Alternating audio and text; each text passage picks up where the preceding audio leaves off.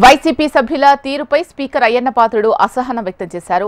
దొంగల్లా సంతకాలు పెట్టిపోతున్నారు అంటూ కీలక వ్యాఖ్యలు చేశారు.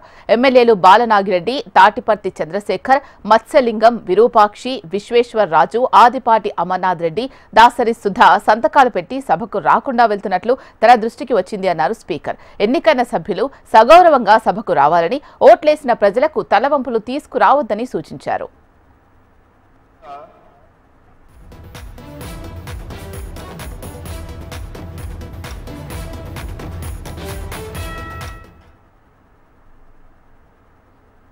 ప్రశ్నలు అడగడానికి సభలో ఉండటం లేదు.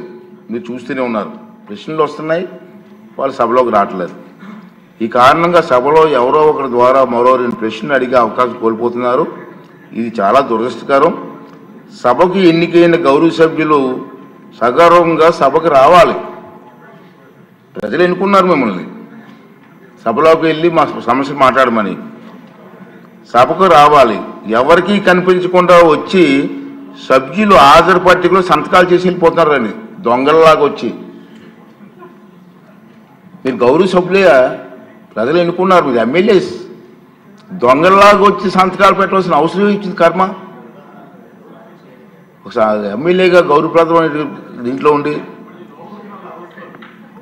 హాజరు పట్టికలో సంతకం చేసి సభకు ఆ మోహం చాటేయడం వారికి గౌరవాన్ని తగ్గించిందే తప్ప పెంచదని చెప్పి నా తాలూకు అభిప్రాయం.